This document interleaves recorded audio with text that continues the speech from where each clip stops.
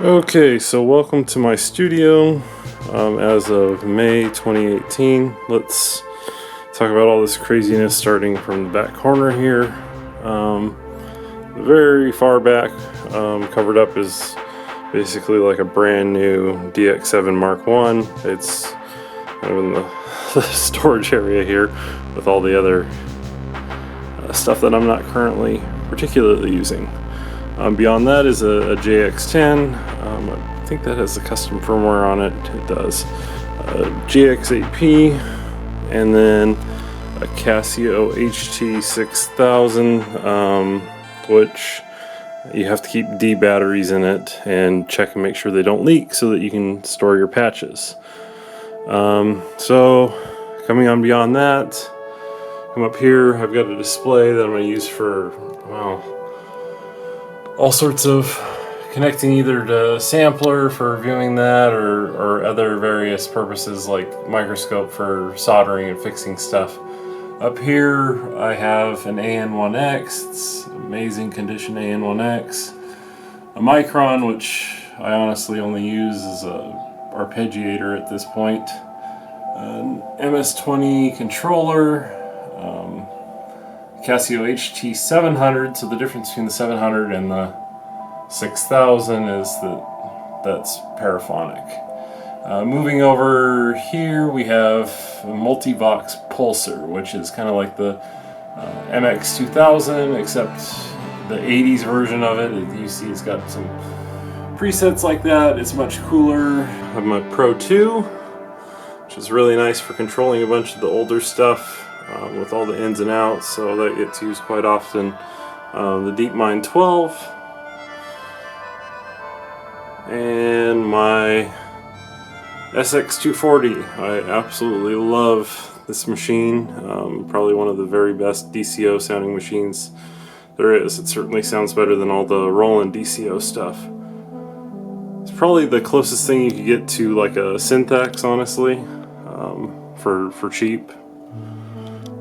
Down below that, well, then we have something else that's an amazing DCO. This is a Crumar Bit One SSM version. So the very early versions actually had SSM filters, and I have a lot of SSM stuff. So I mean, this thing is pretty amazing.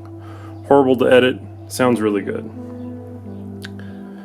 We come to the first of many stringers. This is a Moog Opus 3. This one's all been redone. It's in excellent shape. You can do some amazing things with this, and it doesn't sample very well since the stereo output and chorus. It kind of really isn't. It sounds very flat sampled, so it's something that you need to go live. I have my Minimoog reissue. This is not a great place for it, but it's sitting here right now. But it's in a spot where I can easily take it down and use it.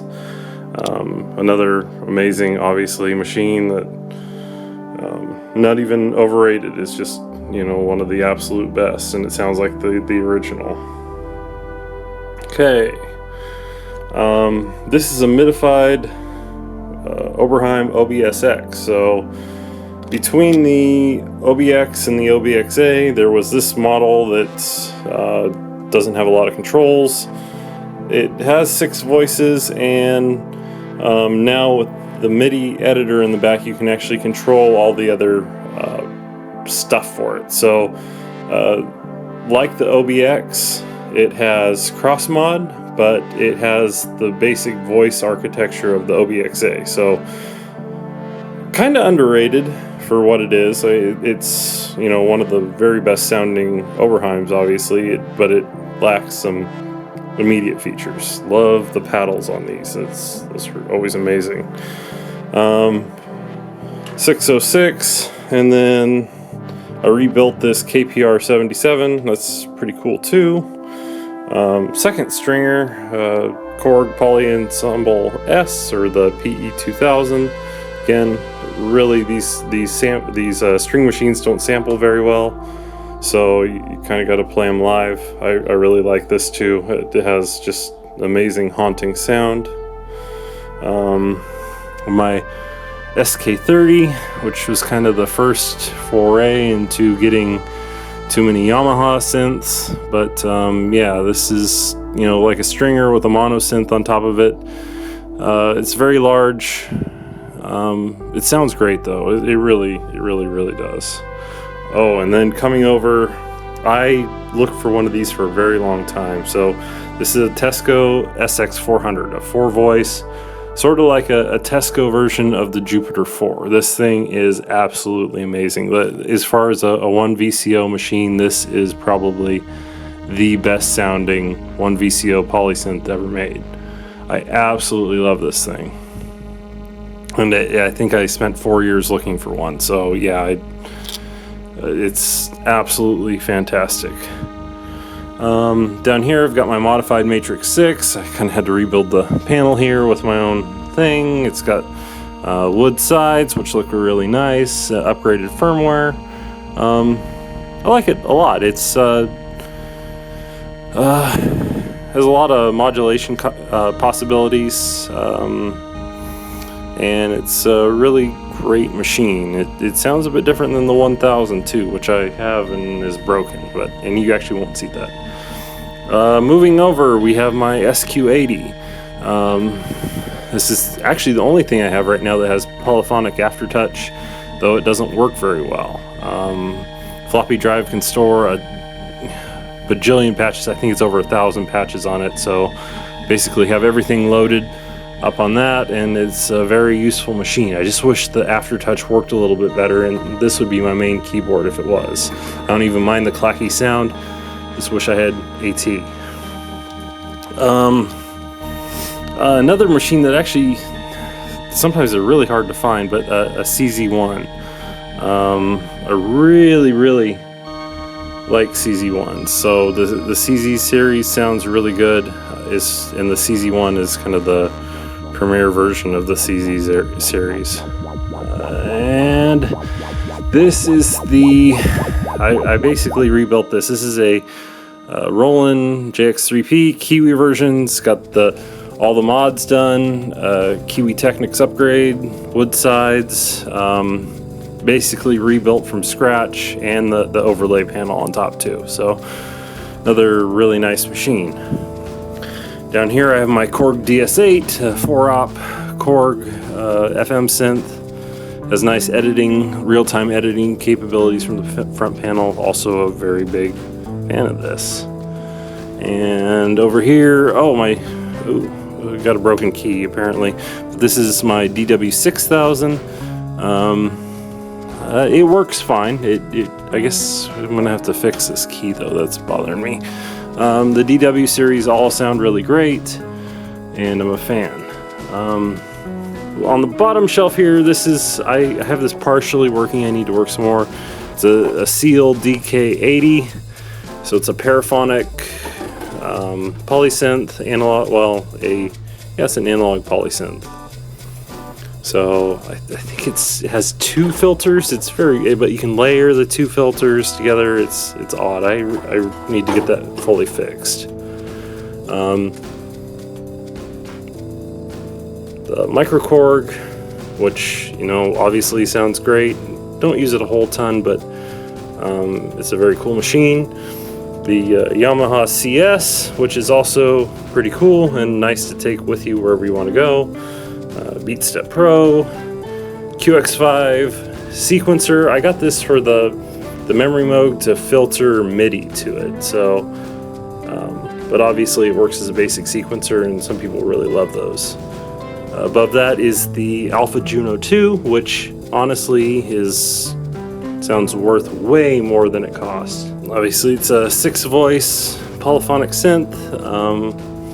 I really like this. It's probably one of the very best sounding Rolands ever made.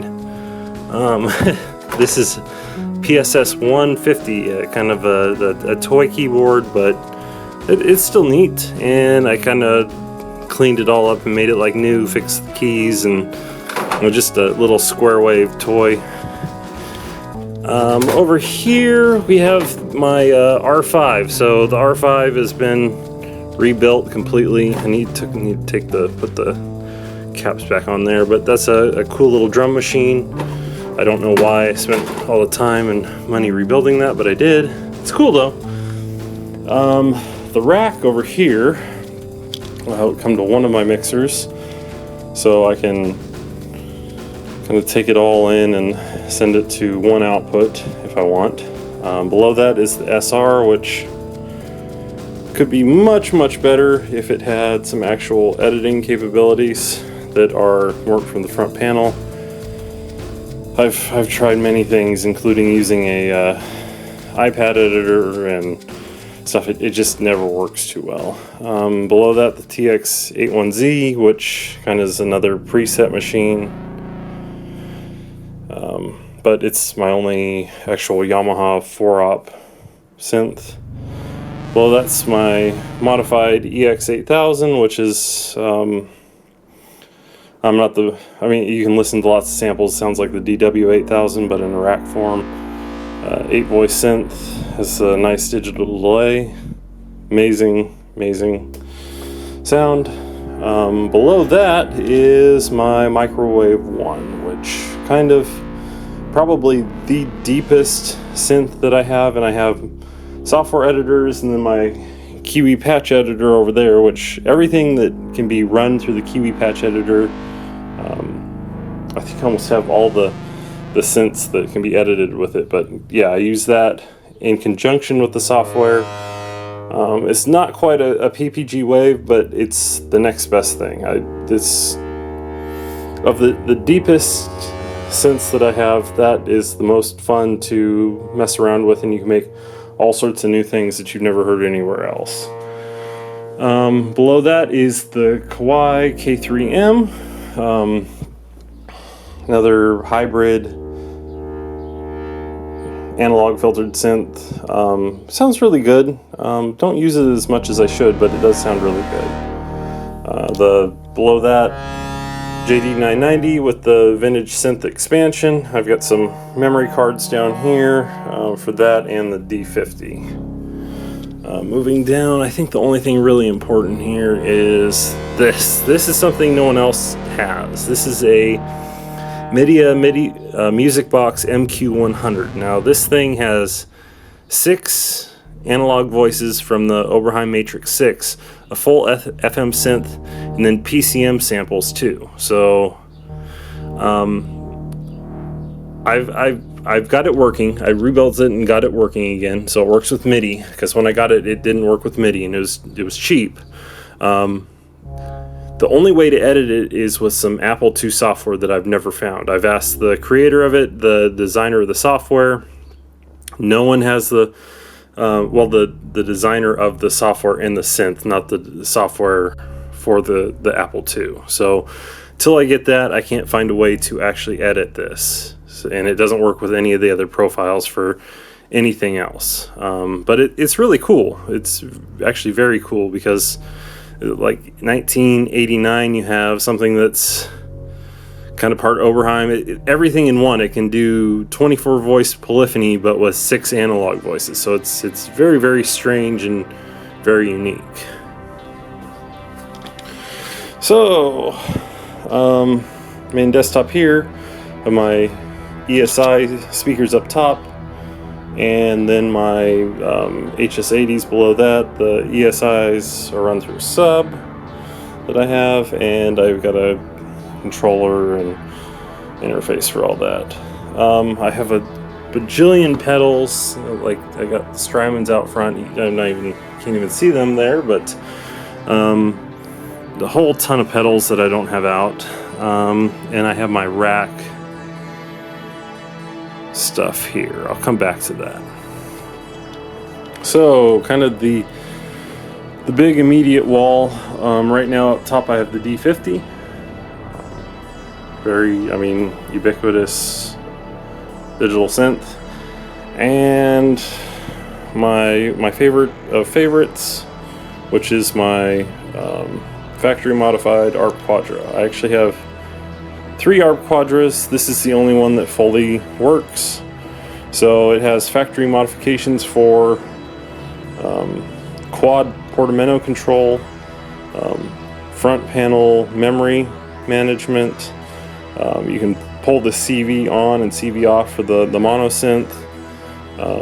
You can hold and lock the lead synth, mono synth, and you can actually adjust the delay on the LFO for the mono synth. So I've rebuilt this one. It works completely. I would never, of all of them, I mean, this is absolutely the best sound, my favorite synth, and yeah, I don't think there's another one exactly like this anywhere. Below that's the Jupiter 8, and you can kind of see I have them stacked here together. The Jupiter 8 steals some of the design from the Quadra a few years prior. I can't say anything about the Jupiter 8 except it's a Jupiter 8. This is a 12-bit version, works fine, and you know exactly what that is. Below that is my SH3A, which is pretty new for me. It's kind of in a spot here so it can be sampled and test building patches. Over next to it, I have my CS70M, which is not a whole lot of people have these, and there's some good reason for that. The power supply in this particular one's been rebuilt twice. It holds tune great. This is a 12-voice synthesizer. You can run.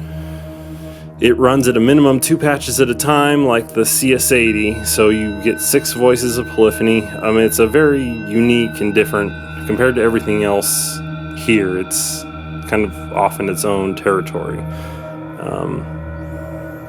That's working pretty perfectly, and no complaints, but I love the sequencer in this. The sequencer is one of my absolute favorite things on this.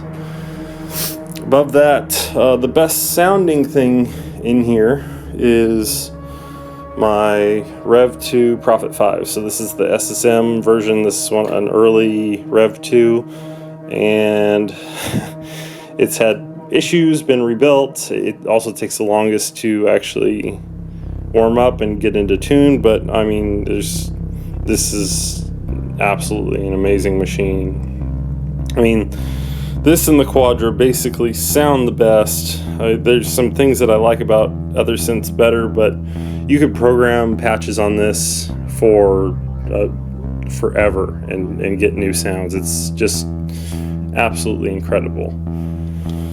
Above that is my Prophet VS, and that is also another fantastic synth. I don't think I really need to say a whole lot. It's a Dave Smith's hybrid synth. Dave Smith's hybrid synth, also amazing. My CS30 with the sequencer. This is one of the wackiest synths ever made. It's like building patches on it is crazy, and you get just crazy sounds out of this thing. Moving over here, this is, well, I've bricked it, so I need to reprogram it, but this is a Kiwisix Poly 6 with a Tubotech Polysex and a custom wood chassis and the overlay, the Kiwisix overlay, the Synth graphics overlay. Again, amazing synth. It's very different than everything else. You on my channel of that. Moving down is my Korg, Maxi Korg 800 DV. This thing is crazy too. It's absolutely amazing, incredible sounding synth. It's a weird dual voice polysynth from the 70s. It's just crazy. And this one is almost, I mean, it's hard to tell, but it looks like new. So it's amazing. Below that is my Moog Memorymoog Plus, and you'd think that with what people say about these that this would have a ton of issues. Honestly, this pops into tune perfectly every time. It's in tune within minutes. This is one of the very last Memorymoogs, so it has all the fixes. It's never had any work done to it, and it's basically runs perfect every single time. You have to be careful about sending MIDI in because you can overload the CPU and then lock it up. So that's fun. Coming over here is my Korg Trident. So this is a Korg Trident Mark I. I've done the MIDI mod to it. It also has a custom cabinet, which is really amazing. The custom cabinet on a Trident, not a whole lot of those out there, and I mean, the sound is, again, not as good as the Prophet 5, but bigger in its own way. And when you use the strings on this, or you use all three sections together, it's just a huge, massive sound. My Chroma Polaris, new panels, all works perfectly. Sort of another underrated synth. You'd think these would be worth more because they sound so good. It's a lot like maybe an Oberheim in a way. It's laid out very differently. Not really an ARP sound, but kind of the same people involved. I'm a fan. I'm really a fan of the velocity and the stuff that you can do with this. It's a great synth. These are a great deal if you get them for around $1,000 or so dollars. Honestly, still better sounding than anything made today. Coming up to the Monopoly. Monopoly is amazing too. I just got this custom cabinet for it. I can tell you where to get those if you're interested, but it's better to look up demos to kind of see what it does. But again, another amazing synth that does stuff that no other synth does. And finally, there's a ton of synths in here, but this is one of my favorites. I got this really cheap and I rebuilt it from scratch. This is a Korg Poly 61. Honestly, I love this synth more than most of them in here, and the reason for that is that if you look over here, I rebuilt it with these custom controls. So basically, I interrupt the CV going to the voice board over here, and I can keep the computer control of the memory and then adjust. I have resonance cut off, and then I have the ADSR here. So I can leave it in preset mode, or I can actually adjust those presets on the fly with my left hand, which, again, I don't know. These are either underrated, overrated. I absolutely love the sound of this. In its own way, I would almost put it up with the Prophet 5. Just for what you get for the price. And this one, I think I paid somewhere around $100 for it, and then spent 100 hours fixing it because everything needed to be replaced. But for the price, this thing is absolutely incredible. The arpeggiator in here is the old analog style, so it's not even I can't think of the word, but you can interrupt it, and it's kind of offbeat, and I don't know. Even building patches with it, once at least with my manual controls over here and adjusted with the internal controls, it's just absolutely a fantastic machine. And you can see I have a custom cabinet on it too, and it's had a lot of work and love put into it. So I think that's it. Okay, so I wasn't done. Let's talk about what I have over here in the second kind of rack area. MIDI Verb 1, very cool effects unit. Another line mixer, MIDI Verb 3, and then below that an RDS 2001, interesting old digital rack effects unit. The Lexicon MPX one, which is great. The Roland SRV 2000, and the Roland RSP 550. So, and then now you can actually see all the pedals I have down in there a bit better. And that's basically a good storage place for them. So, anyway, that is pretty much it for all of the crazy amount of synths that I have.